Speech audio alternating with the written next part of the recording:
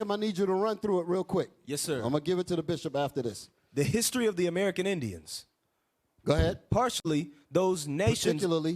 Particularly those nations adjoining to the Mississippi, East and West, Florida, Georgia, South and North Carolina, and Virginia. Read. Containing an account of their origin, language, manners, religious and civil customs, laws, form of government, punishments, conduct in war and domestic life. This is what was observed by was observed of the Indians by this man James Adair.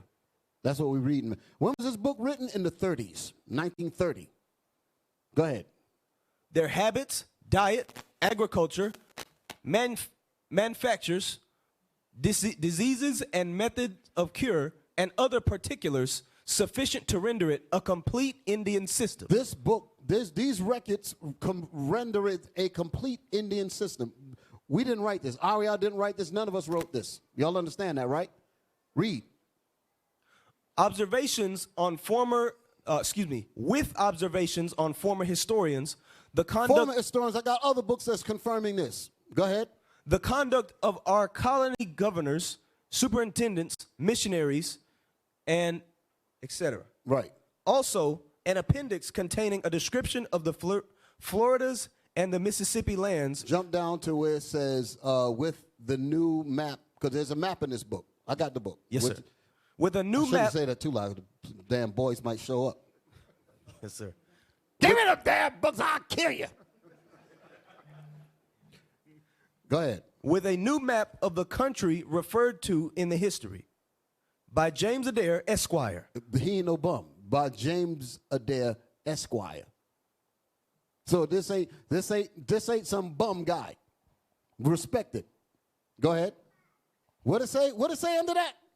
A trader with the Indians and resident in their country for 40 years. So James Adair was with the Indians, the so-called Indians, for 40 years, and he observed things. Read on. No, turn the page. For 40 years. Give me the next page. That's why I want to read this. Go ahead. This is some of the stuff that he observed. Highlighted part. Observations nope. on the origin and descent of the Indians. No, read the top of it. Yes, sir. Contents of this book, of the observations that he made. Contents. A history of the North Americans, their customs, etc. Their customs, etc. Go ahead. Observations. Observations. On their color. On their color, what they look like. They're not no red people. The damn lie. Where did Columbus think he was, supposedly? He thought it was an Indian, right? India. Are the people in India red? Okay. So there you go. Read. Observations on their color, shape, temper, and dress. Observations on the origin and descent of the Indians. This is what Adair found. He says observations on the origin and descent of the Indians. Go ahead. Observations and arguments. And arguments, meaning backwards and forwards, and debate. Go ahead. In proof. In what? In proof. In what? In proof. In proof. Go ahead. Of the American Indians being descended from the Jews. So James Adair is anti-Semitic? Look at all of this. The worship of Jehovah. The daily sacrifice, laws of uncleanness, abstinence from unclean things. These are supposed to be savages. Cities of refuge. Wait a minute. Do y'all see this? The manner of curing the sick, burial of the dead, they're raising seed to a deceased brother. This is all in the Bible. What in the world are the quote-unquote Indians, savages, doing, being observed doing this if they're not the Israelites? So Ariel was not out of his mind. The Spirit of the Lord was working on that man to come up with what he brought out. And the history books back it up. So, Mysteries of the Past by Lionel Casson, Robert Claiborne, Brian Fagan, Walter Karp. Okay, now let's go inside the book. Read. In 1641, Antonio de Montezinos, a Portuguese Jew, made a voyage to a so-called white man calling himself a Jew. Go ahead. Made a voyage to South America and reported that while journeying near Quito in Ecuador, he met up with a native who, to his astonishment, was Jewish. Meaning the real Jew. He met up with a real Jew, to the native that was there. Go ahead. What is more, the man took him on an arduous week-long trip through the hinterland to a remote spot where an entire community of Jews was living. Now, notice this information that we're reading here. Remember, we was reading in the James. We was reading in one of the records, and it said that there were other. It was James today. He said there were other scholars that confirmed this. This is another one, and another one is lost tribes in the promised lands, because lost tribes in the promised land is mirroring this very incident. Go ahead. Play on. Read on. Antonio actually heard them recite in Hebrew the traditional prayer, "Hear, O Israel."